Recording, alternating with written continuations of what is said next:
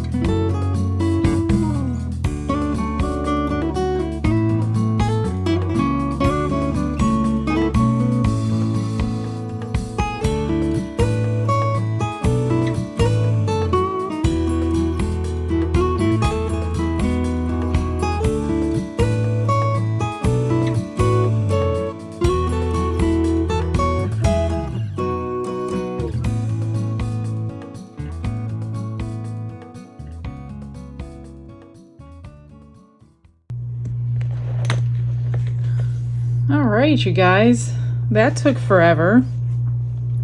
What do you think?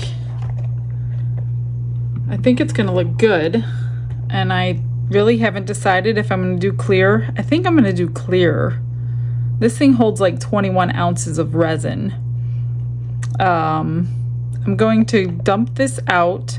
Well, let me tell you two things I did learn if you do this. One, when you're brushing your powder on, brush towards the center, because if powder from another color gets on top of the previous color, it doesn't matter.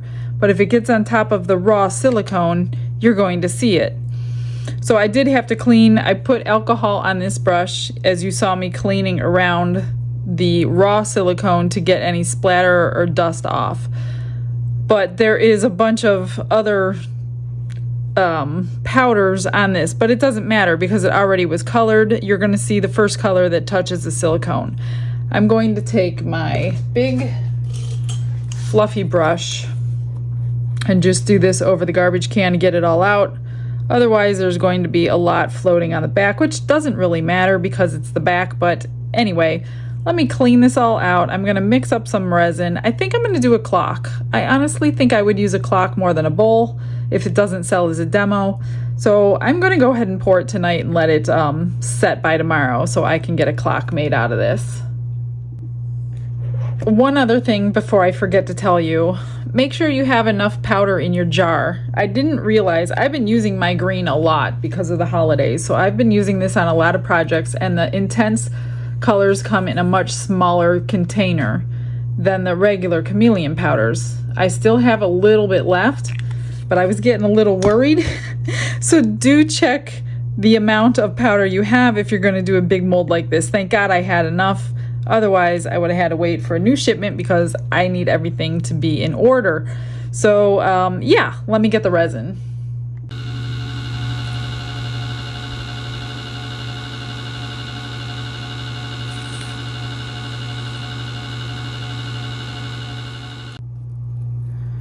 Okay, I've got 20 ounces mixed up. I love that mixer, it's amazing. But the one thing I learned from Maria doing it first, up underneath here, she ended up with a lot of bubbles in the petals.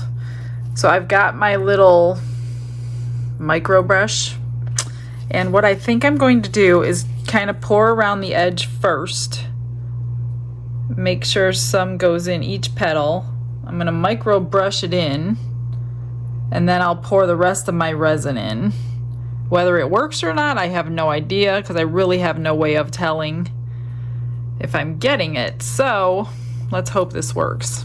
Now you can't debubblize this unless you actually have a real vacuum chamber, which I do not. So it doesn't really matter because you're not going to see the bubbles since everything is like painted with the mica powder. So I'm not too concerned about that. I am concerned now that I'm gonna take off some of the powder with this brush. So I'm just gonna go in each and every one around here, and I do see bubbles coming out of there.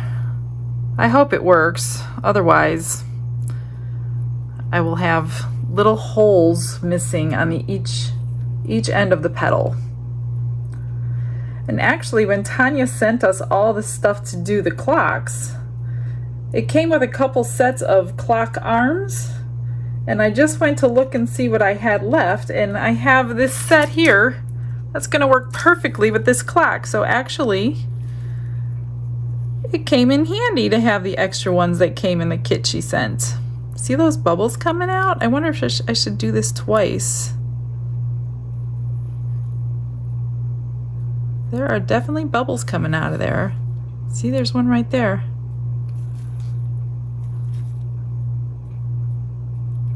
Yeah, there are bubbles in there. All right, I'm gonna quick go around a second time and then pour the rest. So be patient with me. All right, you ready? Let's pour.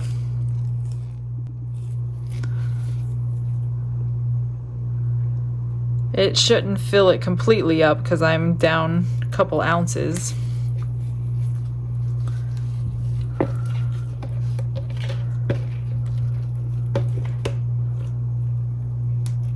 Oh, it's super close though. Well, let's see. I gotta push it into all the petals here.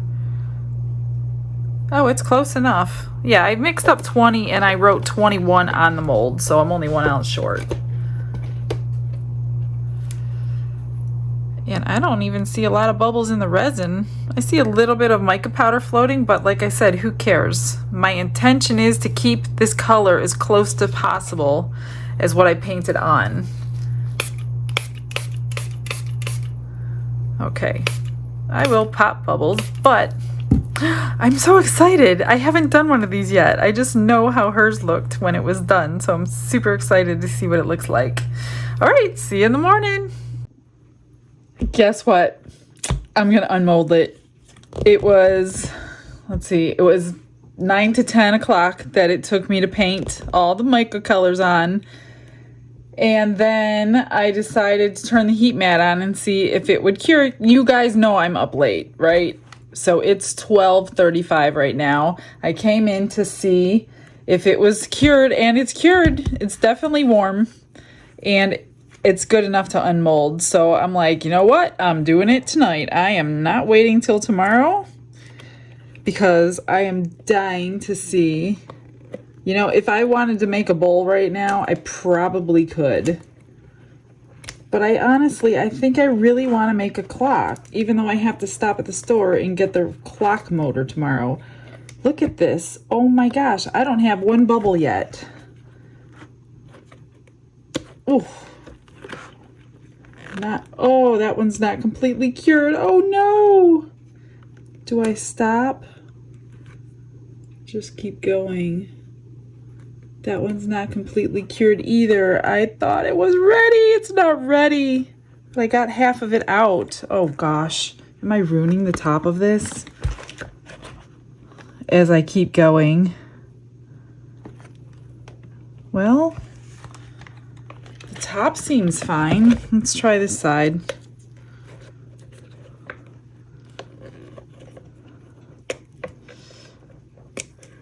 So I might have 2 petals that are a little wonky. Flowers get wonky in nature. They're not perfect.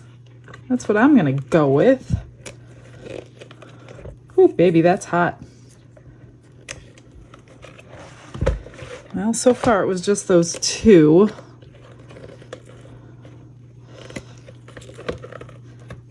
Don't take after me. Don't be impatient. I'm very impatient. I'm usually a very patient person too. Okay, so these last 3 petals are the ones that got messed up. So maybe I will cut them off. Are you guys ready? Let me see those. Where's my scissors?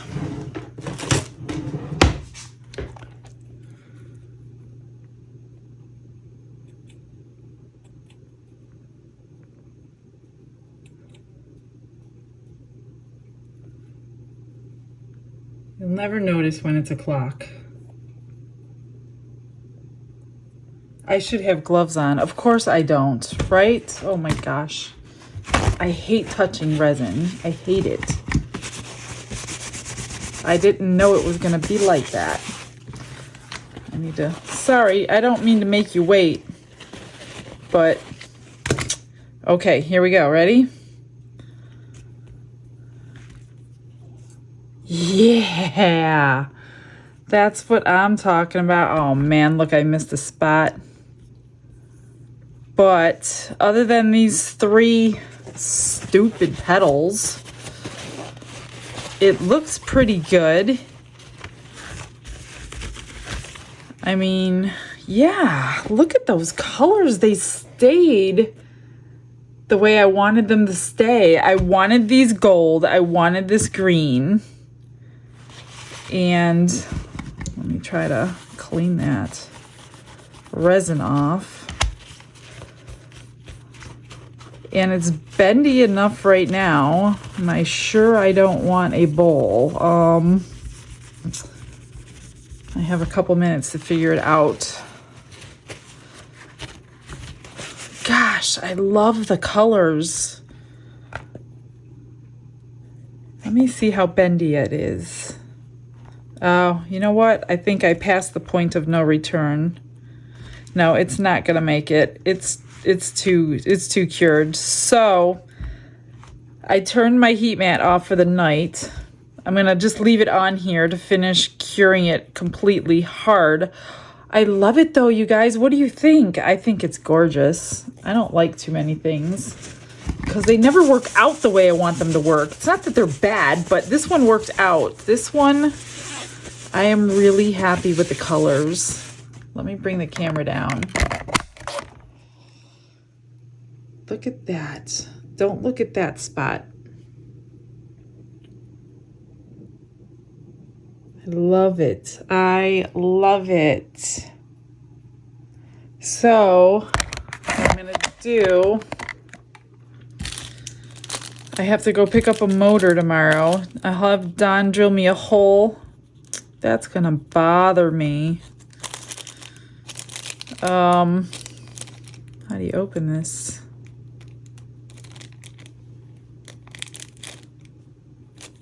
Scissors, I guess, right?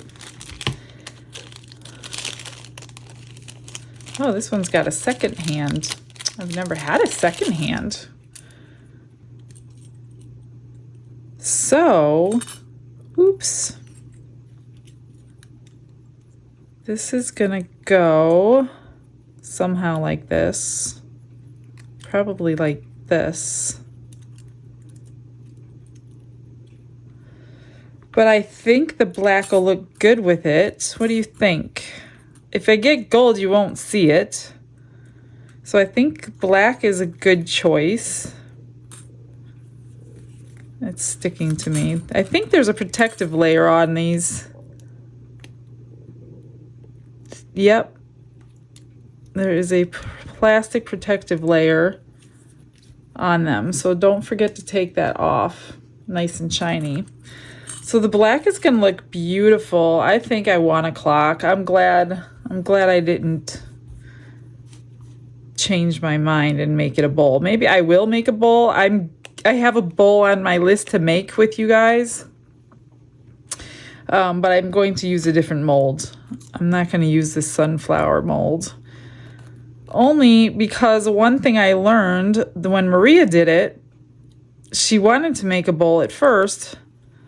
And when it was curing, she realized the center is thicker than the edges, and they were curing at different rates. So when she went to pull it out, what happened, the same thing happened to me. Like this was not cured and this was hard, which is exactly what's happening today. I should have remembered that part. I'm remembering it now because it just happened to me. So because it was thicker in the center, that was too hard to mold into a bowl. And then the edges and the petals were too soft for her. And she was in North Carolina. I couldn't just run over here and help her because she wasn't home when she did it. So yeah, I remember that. So if you're going to make a bowl, it'll be hard to do because you can't pull it out without these petals getting messed up. So I'm just going to leave the petals like at the bottom so you won't really notice them when it's a clock on the wall. But oh my gosh, I love it. I love it. I love it. Okay, I'll be back as soon as I put the clock together. It's been a couple days, so I had a couple issues with the hands. They didn't fit the motor that I bought, so I had to go back to the store and get new hands that do fit the motor that I bought. So a couple things I want to show you what I did. So those two spots at the bottom of the clock that I missed with mica powder, I took two little buttons of ladybugs and I just glued them on there. So now you would never know that I missed the spots. I did get everything installed. They're working. I'm super happy with it. I did have numbers that I was going to put in the 4 areas, but then I decided I didn't want to take away from the flower. And I know what numbers go where, so I'm not too concerned about that. So I do have a little wall hanger on the back. So you have that area where you can hang it on the wall. So this is 12 up here. What do you guys think? Something different for a change? I don't normally do clocks. I think I'm going to start doing more because it's really cute. I'm really happy with the color with the clear on the back. So leave me your comments. I love reading everybody's opinions, and I like interacting with all of you guys. So thank you so much for coming in and hanging out with me today. I will see you tomorrow. I hope you guys all have a blessed day. Bye-bye.